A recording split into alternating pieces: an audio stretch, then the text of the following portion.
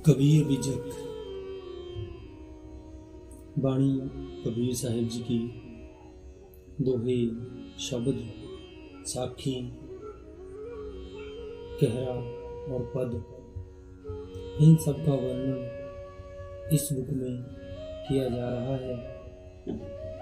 तो आइए श्रोताओं शुरू करते हैं कबीर साहब के जीवन परिचय से। कबीर प्रेम का नाम है कबीर। कबीर दर्शन, एकता और सद्भाव का नाम है कबीर। कबीर का संगम प्रयाग के संगम से ज्यादा गहरा है। वहाँ कुरान और वेद ऐसे खो जाते हैं कि कोई अंतर दोनों में रह नहीं पाता। कबीर जी का मार्ग सीधा और साफ है। पंडित इस मार्ग पर आसानी से नहीं चल पाएगा।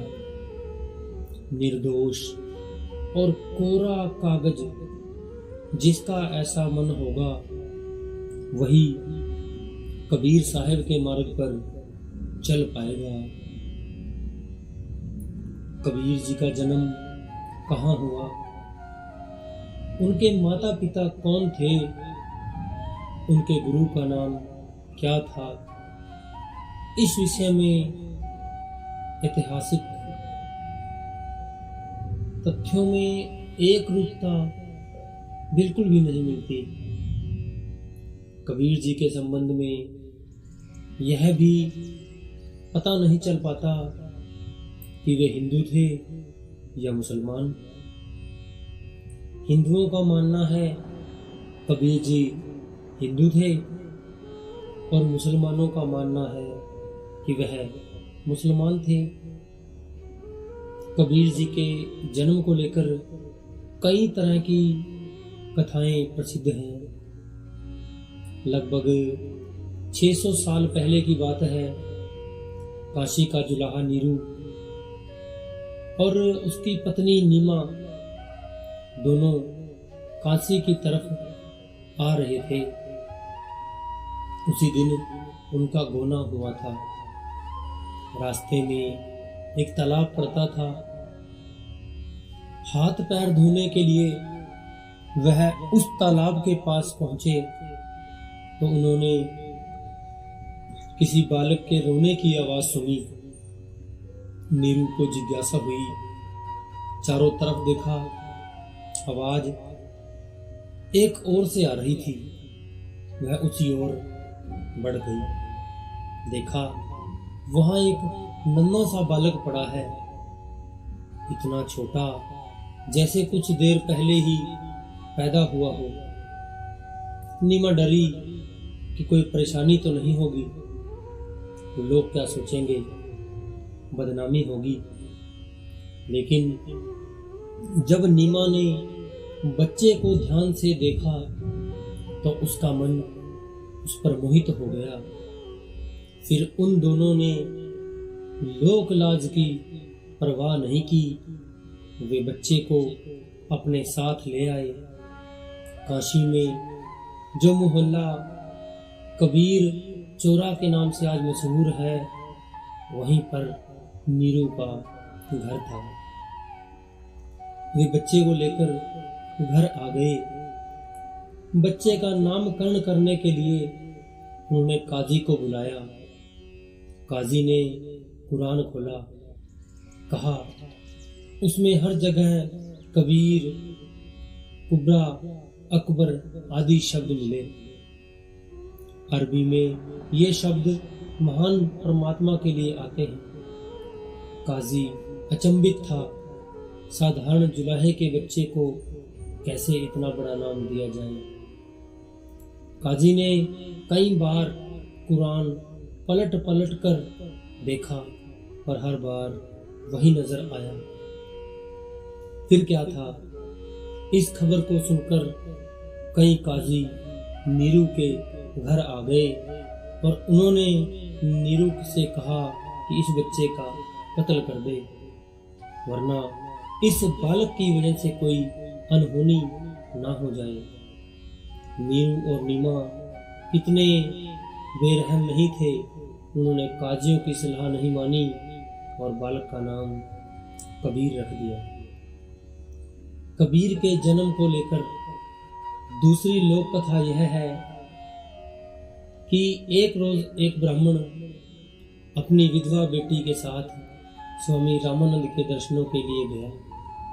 पिता के साथ ही बेटी ने भी रामानंद के चरण स्पर्श किए। रामानंद ने ध्यान नहीं दिया और अचानक उनके मुंह से निकल गया कि पुत्रवती भव। स्वामी रामानंद का आशीर्वाद भला कैसे झूठ होता। कुछ महीनों के बाद उसने एक पुत्र को जन्म दिया। विधवा के लिए यह शुभ घटना नहीं थी।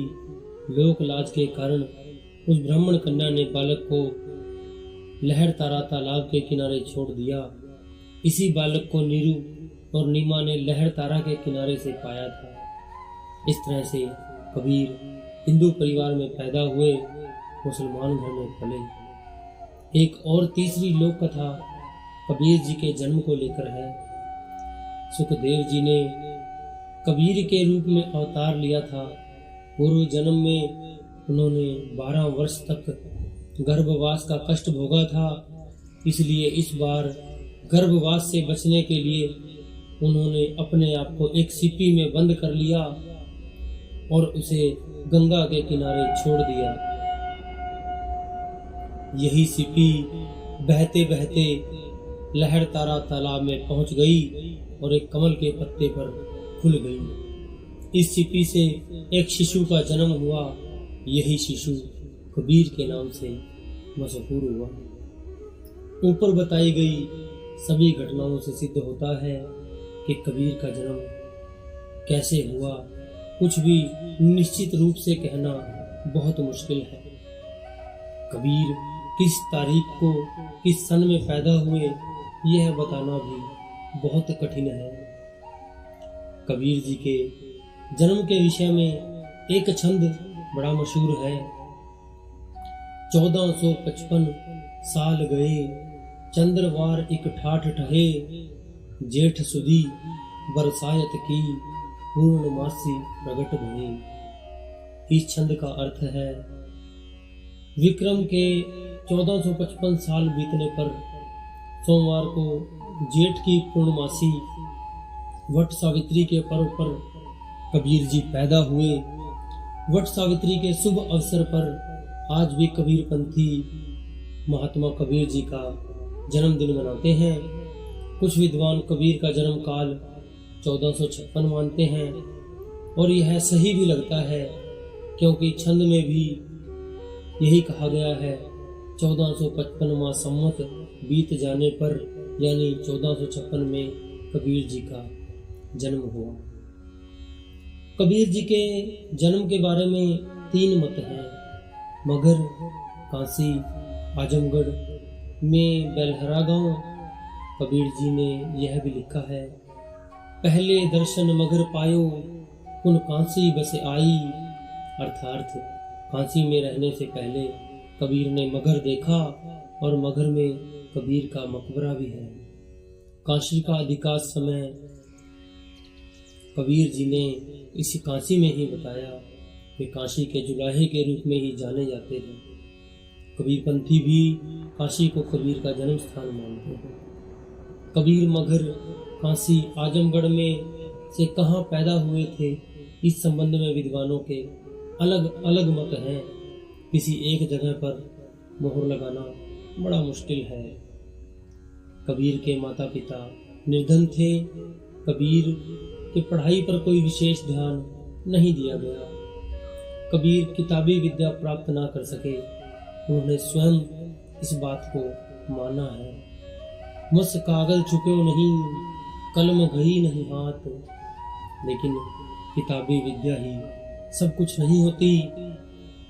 कबीर किताबी ज्ञान से ऊपर निकले। वह तो ज्ञान का भंडार थे। उनमें भावुकता, प्रतिभा कूट कूट कर भरी थी, वह बचपन में ही राम भक्ति में डूब गई। जुलाहा परिवार में पलने बढ़ने के बाद भी उन पर मुसलमानी रहन सहन का प्रभाव न हुआ। वे हिंदुओं की तरह कंठी माला धारण करते, तिलक लगाते और राम नाम का सुमिरन करते। कबीर जी को एक सच्चे गुरु की तलाश थी। काशी में उन दिनों सबसे प्रसिद्ध आचार्य स्वामी रामानंद थे। कबीर जी के मन में उन्हीं से दीक्षा लेने की इच्छा जागी, लेकिन वह पंडित होने के कारण एक जुलाहे को कैसे दीक्षा दे सकते थे। कबीर जी ने इस बाधा को दूर करने के लिए एक उपाय निकाला। कबीर जी सुबह के 4 बजे से पहले ही गंगा की सीढ़ियों पर जाकर लेट गए। स्वामी रामानंद गंगा में स्नान करके सीढ़ियां चढ़ रहे थे, तभी उनका पैर उनसे टकराया, यानी कबीर जी से टकराया। राम राम कहकर स्वामी जी ने पैर हटा लिया और कबीर जी ने इसी राम राम को गुरु मंत्र मान लिया। इस तरह से कबीर जी ने रामानंद जी को अपना गुरु स्वीकार किया। कबीर के समय में भारत पर मुसलमानों का राज था। हिंदुओं पर तरह तरह के अत्याचार हुआ करते थे। ऐसे में दोनों जातियों में प्रेम के स्थान पर घृणा यानी नफरत बहुत ज्यादा थी। कबीर जी परम वैरागी थे। सांसारिक मोह माया से उनका कोई सरोकार नहीं था। धन दौलत उनके लिए व्यर्थ था, फिर भी वह गृहस्थी सन्यासी के रूप में जीवन बिताते रहे। वह कपड़ा बुनकर उसे बाजार में बेचने जाते और उससे जो भी लाभ होता उससे अपना और अपने परिवार का गुजारा करते थे। कबीर जी एक गृहस्थी, सफल इंसान और महान संत ही नहीं, बल्कि एक बहुत अच्छे समाज सुधारक भी थे। कबीर जी को जब लगने लगा कि उनका अवसान काल समीप है, अब इस शरीर को त्यागने होगा, तो उन्होंने काशी नगरी को छोड़ने का मन बनाया। वह इस बात से सहमत नहीं थे कि काशी मोक्ष की नगरी है। कबीर ने घोषणा की वह अब मगहर में जाकर रहेंगे। मगहर के विषय में यह अंधविश्वास था कि वहां मरने पर मुक्ति नहीं मिलती। कबीर तो जीवन भर अंधविश्वास के विरुद्ध लड़ते रहे। मगहर के माथे पर लगे इस कलंक को भी धोना जरूरी था। अंधविश्वास का विरोध आवश्यक था। इस घोषणा से कबीर के शिष्यों को बड़ा कष्ट हुआ। कबीर ने उन्हें समझाया, मोक्ष के लिए स्थान नहीं, कर्म प्रधान है। भाव भक्ति के भरोसे वे मगहर में प्राण छोड़ने पर भी अपने राम में इस प्रकार घुल मिल जाएंगे जैसे पानी की बूंद पानी में मिल जाती है। जिसके हृदय में राम का वास है उसके लिए काशी और मगहर में कोई भी अंतर नहीं। अगर काशी में मृत्यु होने पर भी मोक्ष मिलता है तो फिर राम की कौन सी बढ़ाई समझी जाए। अंततः कबीर मगहर पहुंच गए। वहां पहुंचने पर भक्तों का मेला सा लग गया। हर कोई उनके दर्शनों की साध लेकर आता था। अंतिम दिन उन्होंने सबको एकत्रित किया। कबीर ने सबकी ओर देखा, तभी लोगों ने देखा एक ज्योति कबीर जी के शरीर से बाहर आई और आसमान की ओर चल पड़ी। सबको विश्वास हो गया कबीर जी का महाप्रयाण हो गया है। उनके निधन का समाचार मिलते ही विवाद खड़ा हो गया। काशी नरेश वीर सिंह और उनके हिंदू भक्त चाहते थे कबीर जी का अंतिम संस्कार अग्नि में जलाकर हिंदू रीति रिवाज से किया जाए।